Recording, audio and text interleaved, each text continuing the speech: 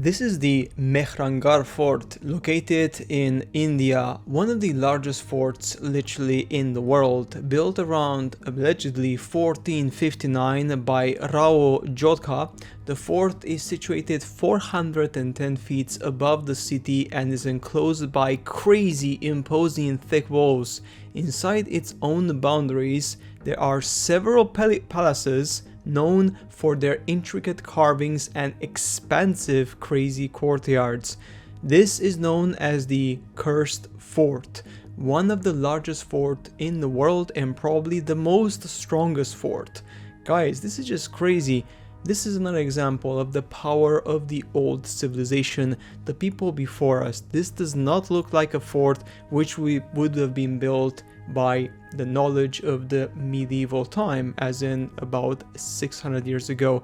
This looks to me, either if it was made around that time for sure, it was made with a technology and a knowledge which is now basically disappeared. The same problem we have with the Padmabhaswamy temple in India, also the richest temple in the world, made entirely by gold and contains more gold and jewels than many other countries.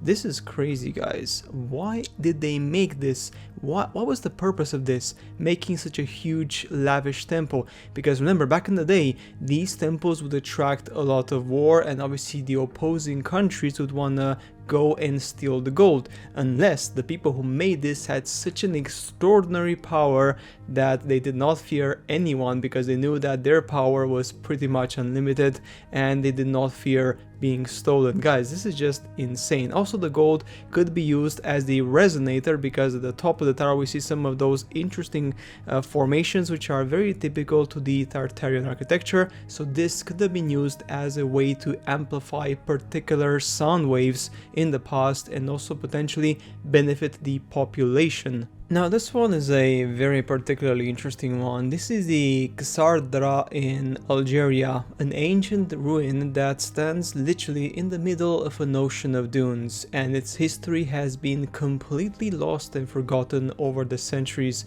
Nobody knows why there's just a singular tower out in the middle of nowhere. Why was it destroyed? What was its purpose to have a single tower over there?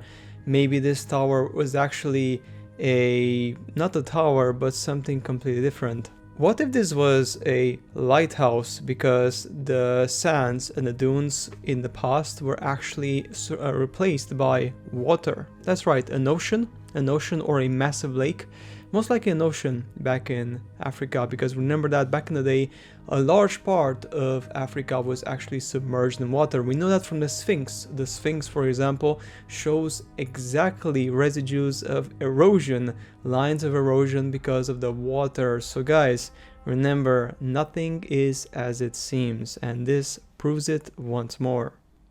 Now, some of you guys may have known about this, but some of you guys have no idea. This is the gigantic granite tub, which is situated at one of the deserted palaces in the Pushkin city. That's right. Now, this, guys, is very, very interesting, because this place is, I believe this was in Russia or Siberia, and the size of the bath is just ridiculously big. They say that allegedly the ruler of the time back in the day wanted a huge bathtub to enjoy himself when he was washing himself after war and conflict. That is quite surprising, isn't it? Are we talking here about a giant and his demands when he was ruler over land?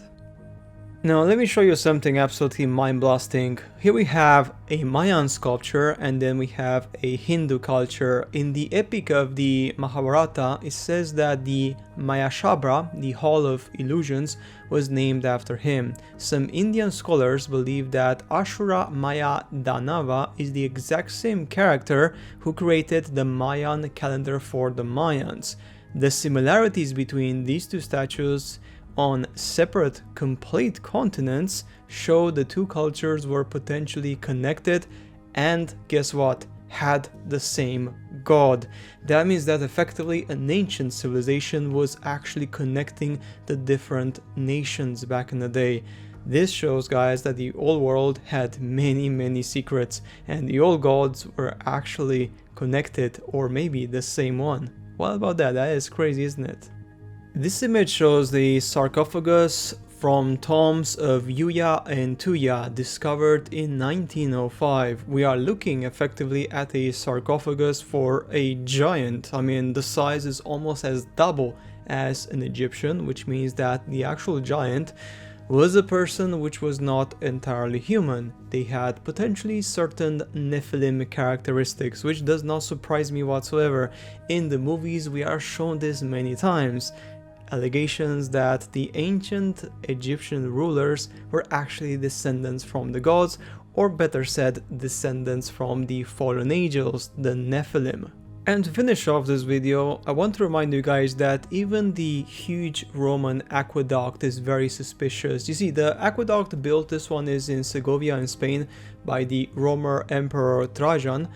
One of the best preserved Roman engineering works. The structure was constructed from approximately 24,000 dark-colored guadarrama granite blocks without the use of any mortar.